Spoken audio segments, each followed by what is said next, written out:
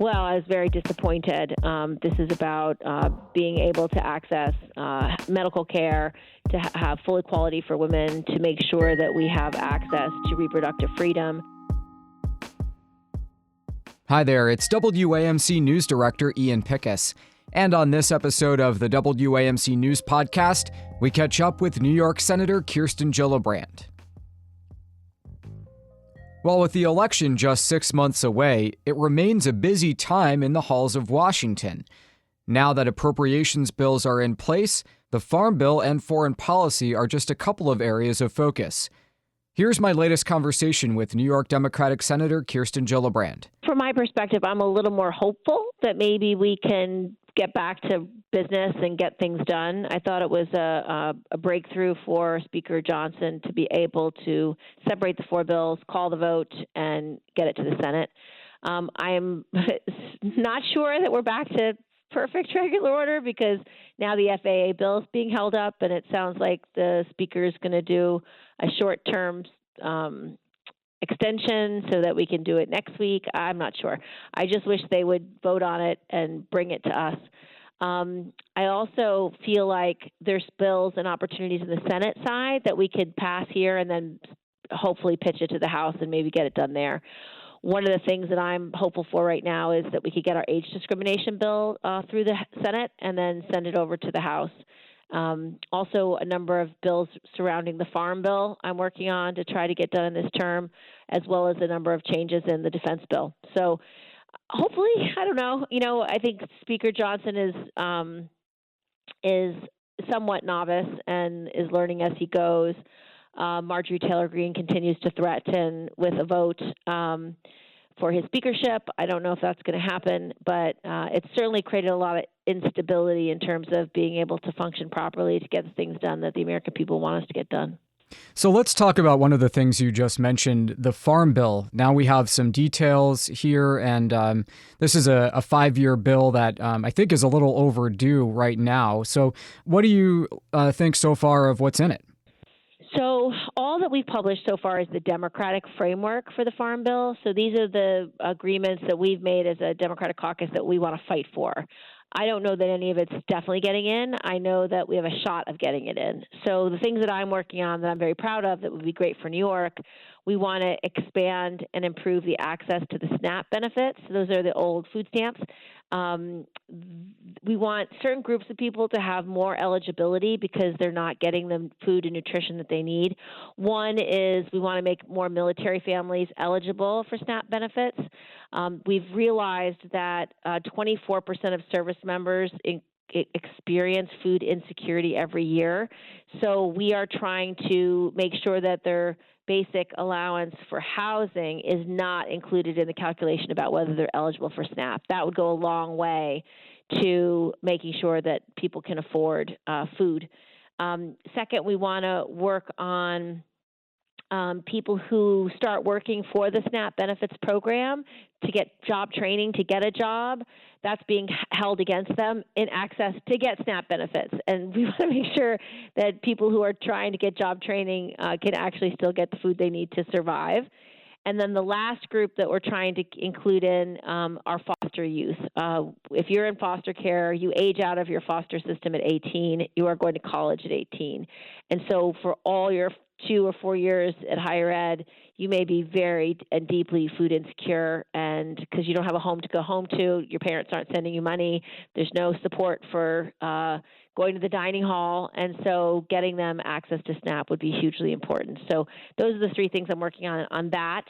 We want to continue to fund the Healthy Food Financing Initiative, which is a program that we help to eliminate food deserts, encourage grocery stores to locate in underserved communities, and that we're hopefully to get a little more money into.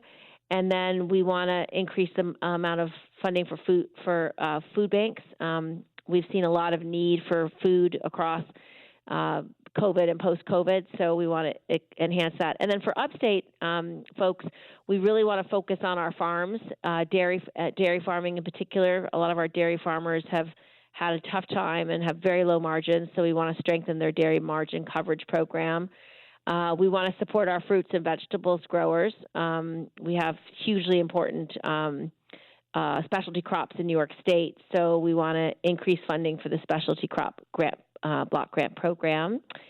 And one very, very challenging thing is a lot of our dairy farmers, unfortunately, have been succumbing to suicide over the last few years because it's been so tough. So we want to have a hotline that's part of the National Hotline for Mental Health, that we have somebody on the line who actually understands farming. So we want to have a culturally and substantive competent person answering that phone when they call in. So we're hoping to just get a button. They'll say, are you a veteran? Are you a college kid? Are you a farmer? So that it's specified, so our farmers know that there's someone who understands their challenges. And the last piece of the Farm Bill that I'm working hard on is rural development. One of the challenges we've had is helping to create jobs and access to capital in rural areas. So we have a rural partnership program that's modeled after a bill I wrote called the Rebuild Rural America Act that's going to give money grants to businesses, to job training, to any type of strategic plan for rural areas. We also want to provide more funding for rural hospitals and child care centers. And last, we want to help our towns that have PFAS poisoning be able to clean up their access to clean water. And that's a big issue for a number of our upstate counties, particularly Rensselaer County. So. Yeah. Were you happy to see the EPA set a new MCL level for PFAS chemicals recently? Very grateful. I've been pushing that for a long time, at least the last 5 years, because we know it's a carcinogen. We know it kills you. And the fact that the EPA had not acted up until this point was very frustrating. So setting a standard is the first step to getting justice and getting remuneration for the families that are being poisoned because of the pollution in their water. Let me go back to something you mentioned in the batch of Farm Bill issues. Are we not paying members of the armed services enough money to do that work if, 1 in 4 is dealing with food insecurity? No, we aren't paying them enough. And the truth is, when you serve in the military, there's pay bands that are national, international, really. And so you might be a junior enlisted making $35,000 a year or $40,000 a year. Well, if you live on Staten Island, I can promise you that's not going to be enough for you to pay for your housing, plus your food, plus your transportation, because New York City is really expensive. And, it's just a different cost of living than if you're living in Albany versus Staten Island, or living in Oklahoma or Staten Island.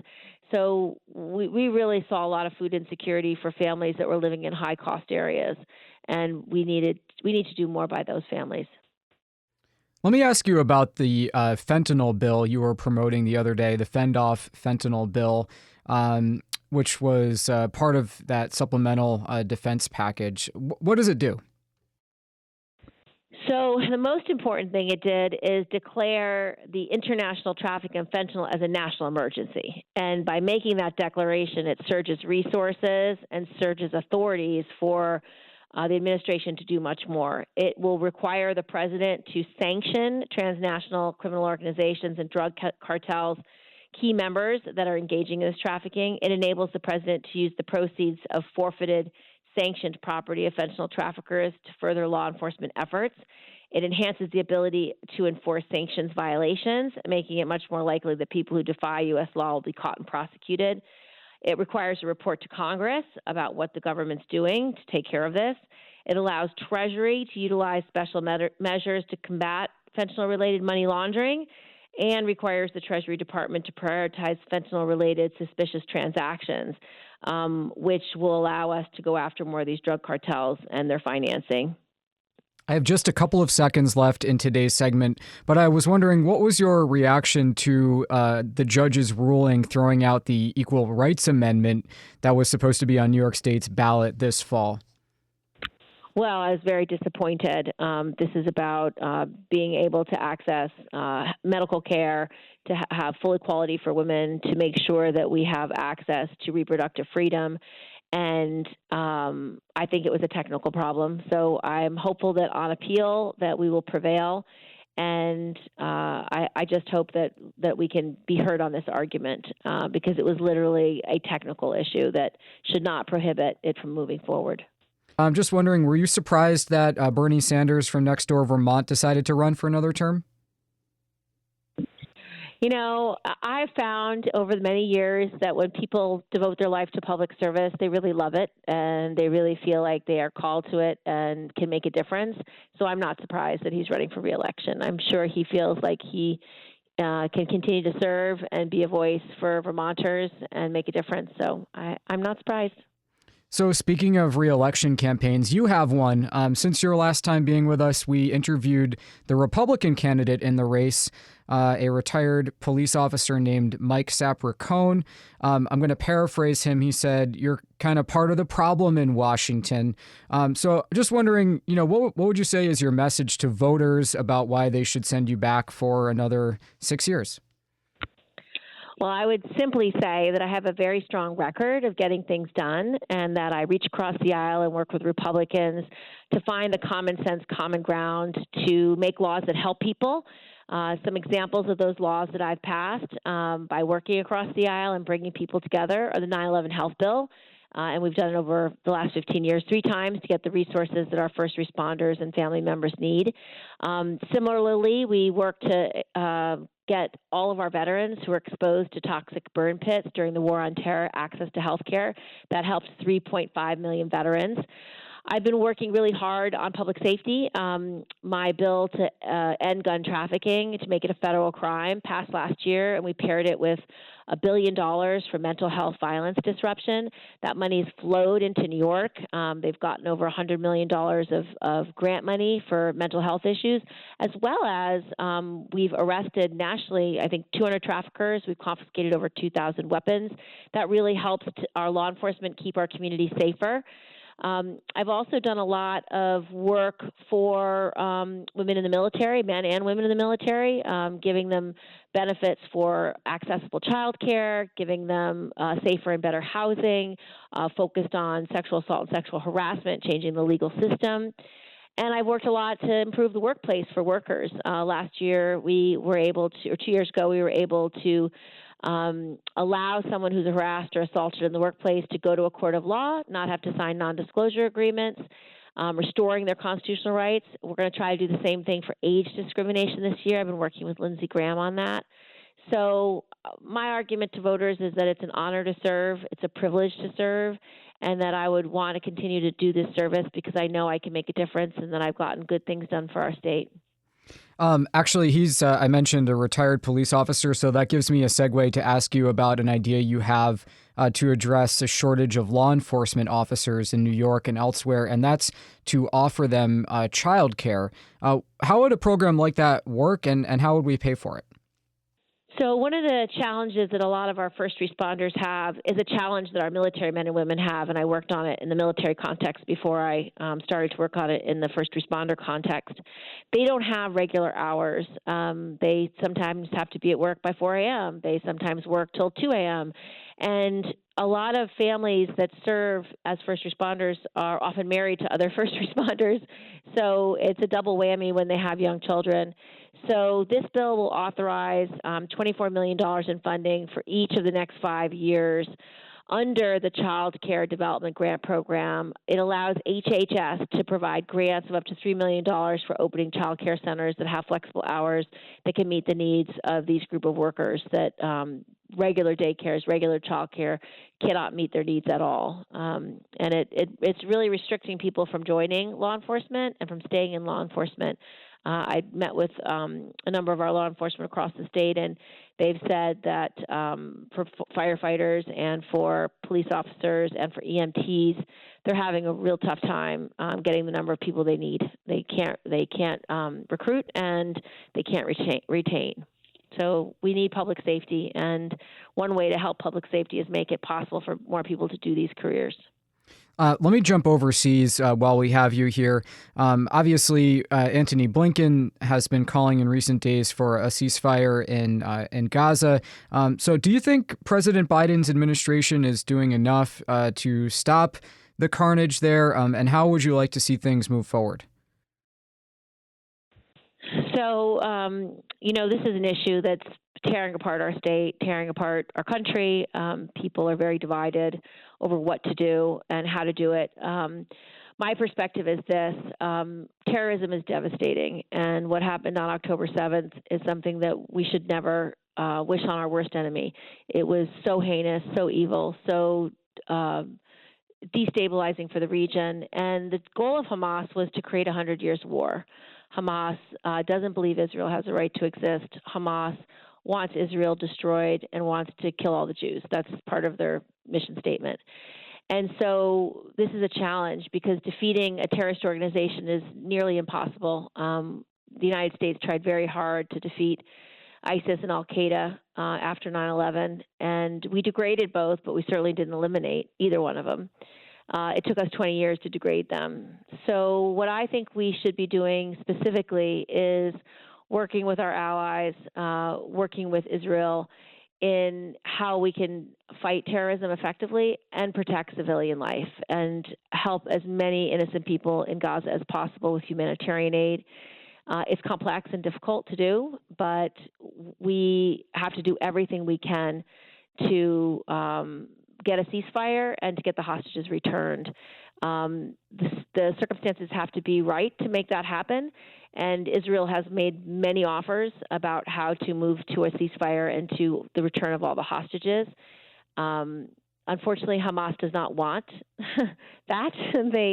They want a continuation of war and the destruction of Israel. So they've rejected a number of the deals that Israel has put forward, but I'm still hopeful.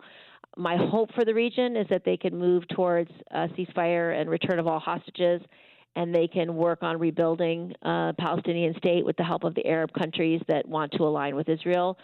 It was part of the Abraham Accords over the last few years with the ambition to do this very work. And Saudi Arabia was about to join this coalition before October 7th, and I think the closeness of that deal, which would have been a regional alignment against Hamas, Hezbollah, the Houthis, and all Iranian proxies in Iran, an alignment of the United States, Israel, and a half dozen Arab countries. That's why October 7 happened, because it's something that Hamas did not want to happen. So we need to get back to that idea of a regional alliance in exchange for long-term commitments by these Arab countries to rebuild security in the region and rebuild a Palestinian state. And as Israel's ally, I hope we can work behind the scenes to create the circumstances under which that they can accept this vision. It was a vision that Israel shared before October 7th, so I'm hopeful we can get back to that vision. What's your view of the campus protests that have really roiled things here stateside? Well, it's part of our tradition that young people, particularly college students, can protest, be heard on an issue, speak their mind to their administrations, and that's something that, the United States has always encouraged. Unfortunately, what we've seen of late is that notion get distorted to a place where there's been enormous anti-Semitism rising and violence at some of these encampments. We've seen a destruction of property. We've seen the breaking of school rules. We've seen the breaking of laws. And a number of campuses had to act to preserve the safety and security of their students. A lot of students did not have a good experience over the last month. They couldn't go to class. They couldn't go to libraries. They couldn't go and be with other students. And classes were in some places were moved online. Unfortunately, some schools have had to cancel their graduations. So I think, unfortunately, some of these protests have been so distorted and so metastasized into something that's destructive and has ruined the college experience for all the students. That's not what we mean when we talk about peaceful protest. It's 6 months from the election. How confident are you in President Biden's reelection chances? I'm very hopeful. One of the things that I believe voters will turn to when they start focusing on the election is not only President Biden's vision for the future, but how many down payments he's made on that vision, addressing public safety up front by investing in mental health, investing in first responders, police force, and getting traffic guns off the streets. The amount of investment he's made in healthcare with getting prescription drug prices down for seniors, capping the insulin at $35 a month, capping the most used prescription drugs of seniors and having it cost less than $2,000 a year for seniors. I think what he's done to grow our economy is really, really inspiring. New York's going to see enormous investments. Gateway Tunnel, Second Avenue subway, almost every area will have road, bridges, and sewers being invested in. Huge long-term projects of national significance for every major city in upstate New York. Projects that right wrongs of the past when we had highways go through communities, destroying them and cutting them off from downtowns or cutting them off from riverfronts. Those type of investments are generational, and I'm so excited about them. But it's going to take time. Those investments are going to take 10 years to spend the money to build the thing and do the thing that the money's for. But these are all down payments on his vision of a strong economy, of getting costs down for people, of fighting issues of public safety, dealing with the border, dealing with migration, dealing with laws that need to be changed. And I'm just optimistic that when people focus on the good things he's done to move us forward on all those issues and the things he wants to still do, that they will be supportive of him. Okay, that does it for this episode of the WAMC News Podcast. Thanks so much for listening. Until next time, I'm Ian Pickus.